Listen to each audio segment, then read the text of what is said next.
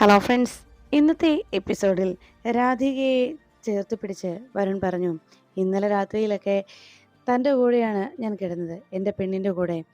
എന്തായാലും മരണത്തിന് മുമ്പ് അങ്ങനെ ഒരു നിമിഷം ഈശ്വരൻ എനിക്ക് തന്നല്ലോ എന്ന് പറയുന്നത് കേട്ട് രാധിക വേഗം വരുണോട് പറഞ്ഞു, വരുൺ നമുക്ക് പോയാലോ?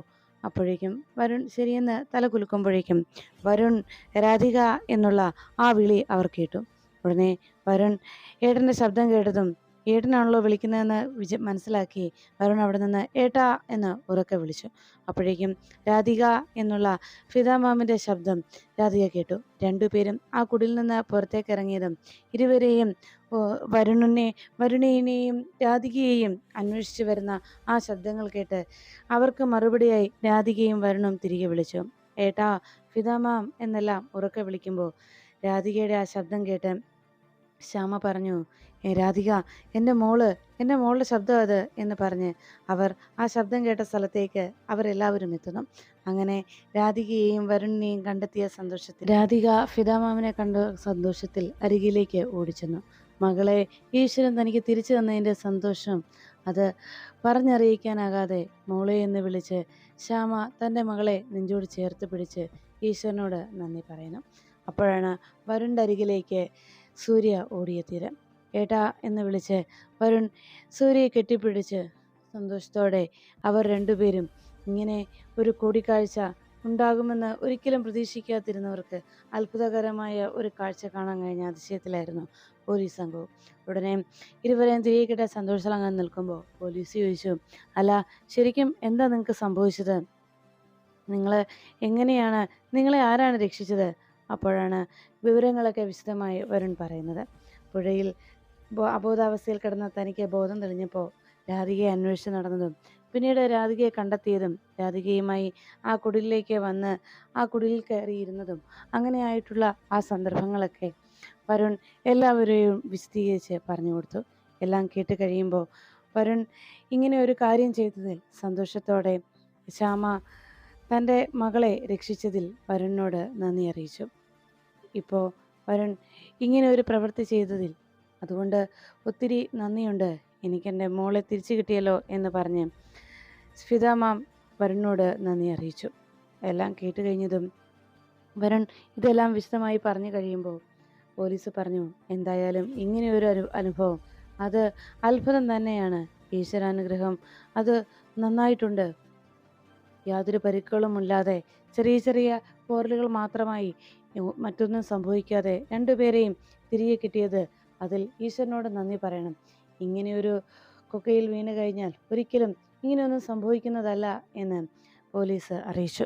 അതിനുശേഷം വരുണിനോട് സൂര്യ വിവരങ്ങളൊക്കെ അന്വേഷിച്ചു.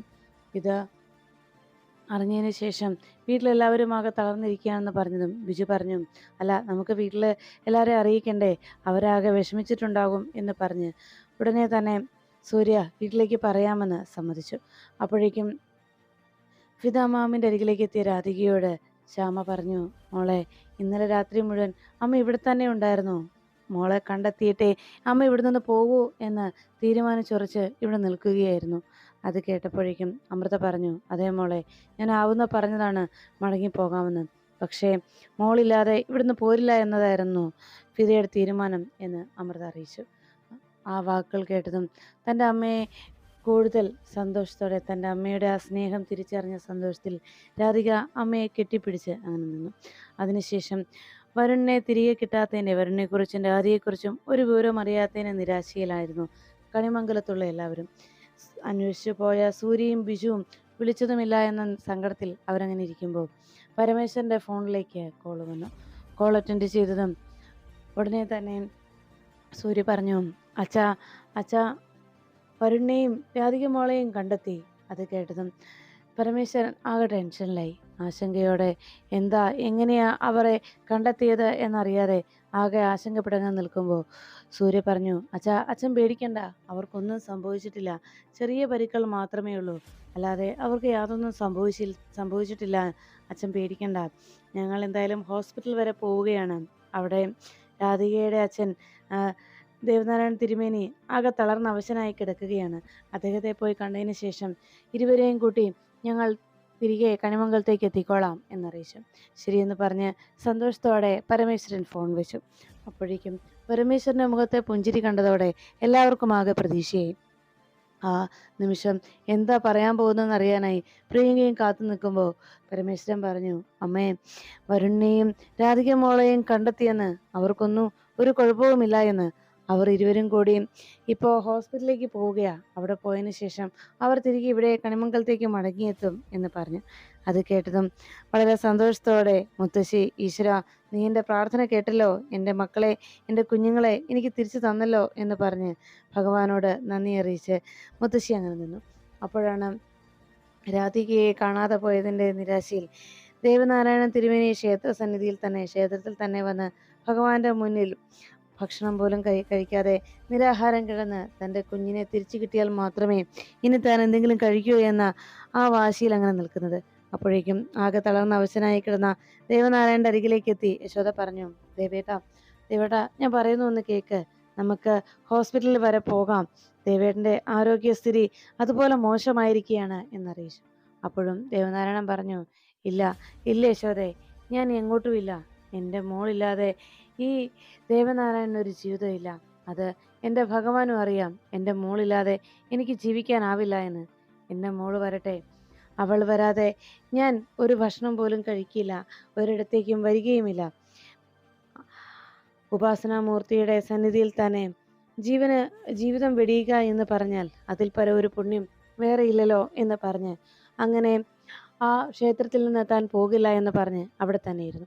അപ്പോഴേക്കും ക്ഷേത്രത്തിലെത്തിയ ചില ആളുകൾ പറഞ്ഞു, അതെ, തിരുമേനി എത്ര പറഞ്ഞിട്ടും കേൾക്കുന്നില്ല. സുകുമാരി എവിടേക്ക് എത്തിയതും സുകുമാരിയോട് പറഞ്ഞു, ഇനി അമ്മ തന്നെ ഒന്ന് പറഞ്ഞു നോക്കിക്കേ. എന്തായാലും തിരുമേനി ഇങ്ങനെ ഇവിടെ കിടത്താൻ പറ്റില്ല. എത്രയും വേഗം വൈദ്യസഹായം തിരുമേനിക്ക് നൽകണം. ഇല്ലെങ്കിൽ തിരുമേനിയുടെ ആരോഗ്യസ്ഥിതി വളരെ മോശമാകും. എല്ലാം കേട്ടതിന് ശേഷം സുകുമാരി വേഗം ദേവനാരായണന്റെ അരികിലേക്ക് എത്തി. ദേവാ, നീ ഒന്ന് പറയുന്നത് കേൾക്ക്. നീ തന്നെയല്ലേ പറയാറുള്ളത്, ഭഗവാനോട് എല്ലാവരും പ്രാർത്ഥിക്കാറുണ്ടെന്നും ആ പ്രാർത്ഥനയുടെ ഫലം ഉടനെ ലഭിക്കണമെന്ന് പറഞ്ഞ് വാശി പിടിക്കുന്നത് ശരിയല്ല എന്നും. എന്നിട്ടും നീ മാത്രം എന്താ ദേവാ ഇങ്ങനെ വാശി പിടിക്കുന്നത് എന്ന് സുകുമാരി ദേവനാരായണനോട് അന്വേഷിച്ചു. ദേവനാരായണൻ പറഞ്ഞു, ഇനി എനിക്കൊന്നും കേൾക്കണ്ട. ഞാൻ എൻ്റെ കണ്ണും കാതും അടയ്ക്കാൻ പോകുന്നു. സ്വച്ഛന്ത മൃത്യു എന്ന് കേട്ടിട്ടില്ലേ? സ്വച്ഛന്ത മൃത്യു, അതാണ് ഞാൻ ആഗ്രഹിക്കുന്നത്. കാതും കണ്ണും ഞാൻ അടയ്ക്കുകയാണ്. എൻ്റെ കണ്ണുകൾ ഇനി തുറക്കുന്നത് എൻ്റെ മോളെ കാണാൻ വേണ്ടി മാത്രമായിരിക്കും. എൻ്റെ കാതുകൾ ഇനി കേൾക്കുന്നത് എൻ്റെ മോളുടെ ശബ്ദം മാത്രമായിരിക്കും, അവളുടെ അച്ഛ എന്നുള്ള വിളി. അതല്ലെങ്കിൽ ഇതോടെ ദേവനാരായണൻ തീരുകയാണ് എന്ന് ദേവനാരായണൻ അറിയിച്ചുകൊണ്ട് കണ്ണുകൾ ഇറുക്കിയടച്ച് ദേവനാരായണൻ കിടന്നു. ഈ കാഴ്ച കണ്ട് യശോദ പൊട്ടിക്കരഞ്ഞുകൊണ്ട് ദേവേട്ട എന്ന് വിളിച്ച് അരികിൽ നിന്നു.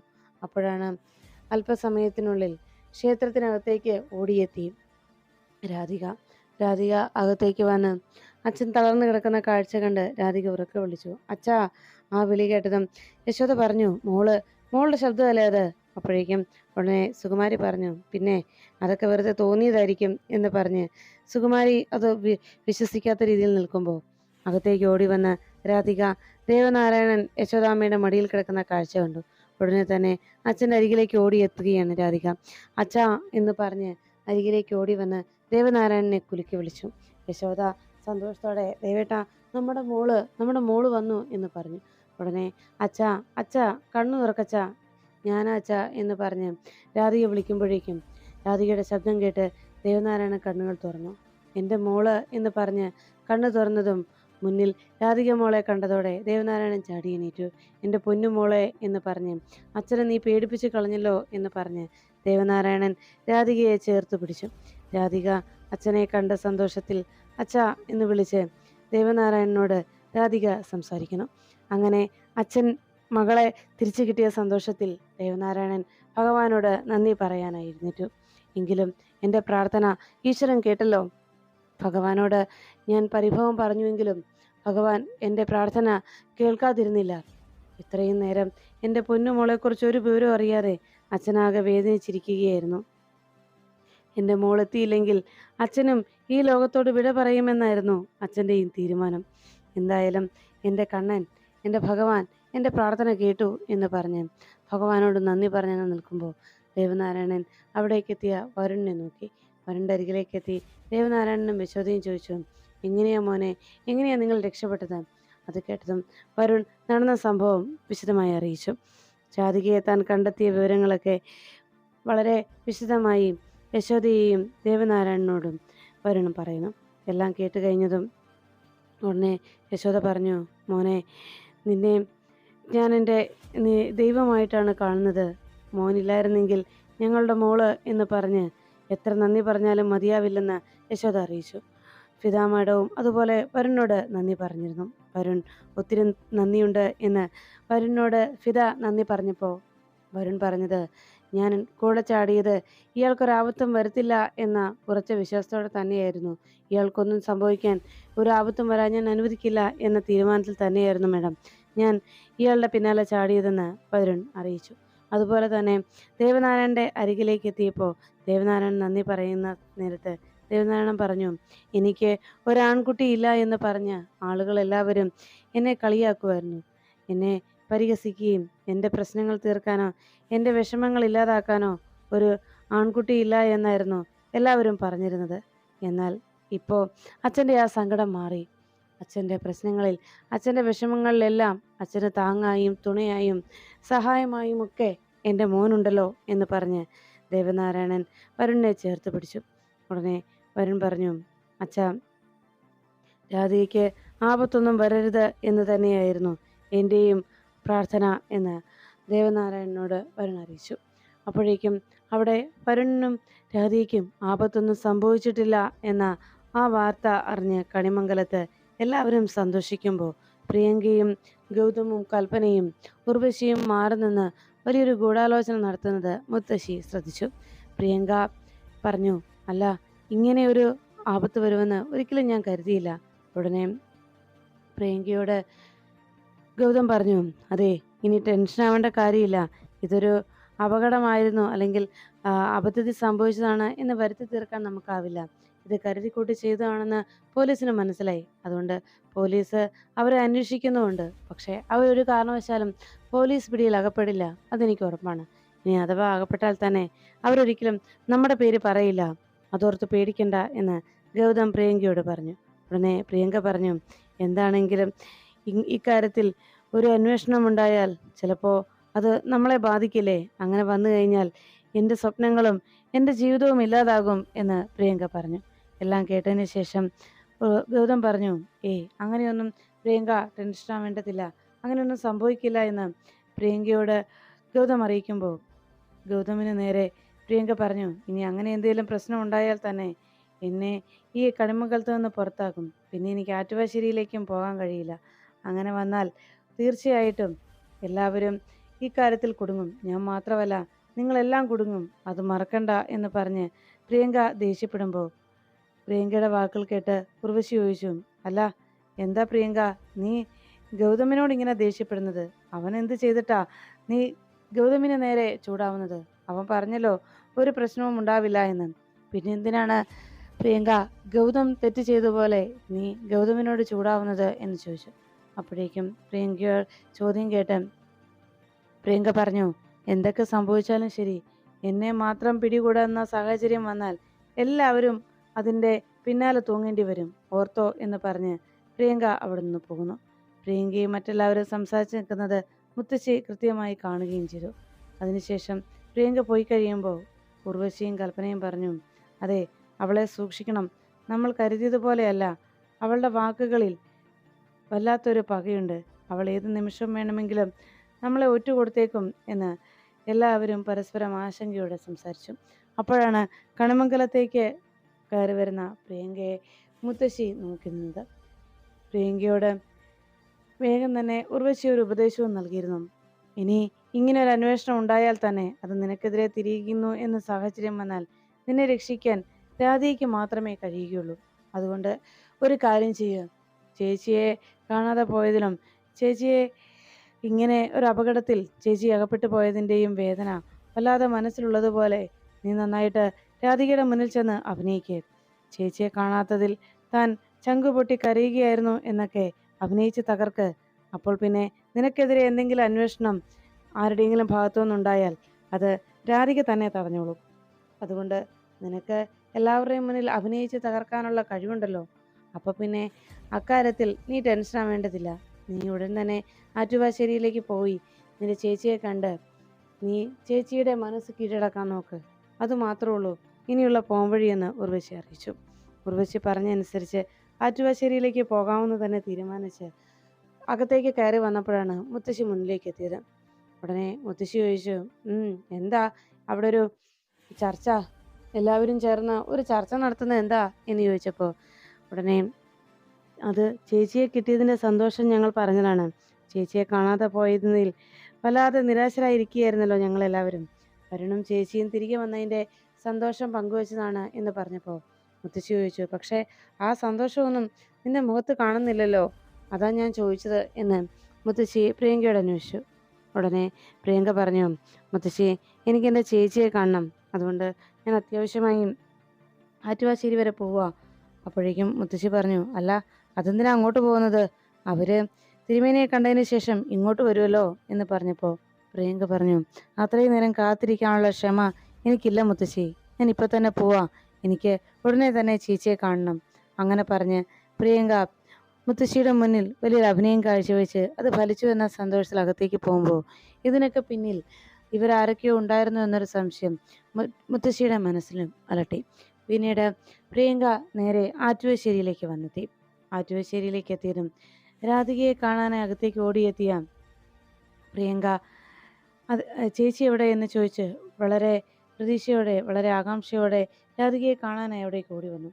പ്രിയങ്കയുടെ അഭിനയം കണ്ട് മുത്തശ്ശി പോലും അതിശയിച്ചെന്നു. ഉടനെ രാധിക അരികിലേക്ക് വന്നതും പ്രിയങ്ക പറഞ്ഞു, ചേച്ചിയെ കാണാതായപ്പം മുതൽ എൻ്റെ മനസ്സ് എത്രത്തോളം പെടഞ്ഞെന്നറിയോ? ഏതൊക്കെ ക്ഷേത്രത്തിൽ എന്തെല്ലാം വഴിപാടുകൾ നേർന്നുവെന്ന് പോലും എനിക്കറിയില്ല. എന്താണെങ്കിലും ചേച്ചി മടങ്ങിയെത്തിയല്ലോ, എനിക്കൊത്തിരി സന്തോഷമായി എന്ന് പറഞ്ഞ് പ്രിയങ്ക രാധിക തിരികെ വന്നതിൻ്റെ സന്തോഷം അഭിനയിച്ച് തകർന്നു. ഇത് കണ്ടതോടെ വരുണിന് ചില സംശയങ്ങൾ മനസ്സിൽ തോന്നി. ഇത് പുതിയ അഭിനയമാണ് എന്ന് വരുൺ അപ്പോഴേ കാര്യങ്ങൾ മനസ്സിലായി. അപ്പോഴേക്കും രാധിക പാവം ഇതെല്ലാം സത്യമാണെന്നുള്ള രീതിയിൽ പ്രിയങ്കയ്ക്ക് തന്നെ കാണാതായപ്പോൾ വല്ലാതെ വേദന തോന്നിയിരുന്നുവെന്നും പ്രിയങ്കയുടെയും കൂടി പ്രാർത്ഥനയുടെ ഫലമാണ് തനിക്ക് ആപത്തൊന്നും വരാതെ തിരികെ വന്നത് എന്ന് ആ പാവം രാധികയും തെറ്റിദ്ധരിക്കുന്നു. അതിനുശേഷം രാധികയോട് പ്രിയങ്ക പറഞ്ഞു, ചേച്ചിയെ കാണാഞ്ഞതുകൊണ്ട് ഞാൻ ഒന്നും കഴിച്ചിരുന്നില്ല എന്ന് രാധികയോട് പ്രിയങ്ക കളവ് പറഞ്ഞു. എല്ലാം കേട്ടതിന് ശേഷം രാധിക പറഞ്ഞു, എന്നാൽ മോള് വാ, നമുക്ക് ഒന്നിച്ച് ഭക്ഷണം കഴിക്കാം എന്ന് പറഞ്ഞ് രാധിക പ്രിയങ്കയും വിളിച്ച് ഭക്ഷണം കഴിക്കാനായി ഒന്നിച്ച് കഴിക്കാനായി ഡൈനിങ് ടേബിളിനരികിലേക്ക് പോകുന്നു.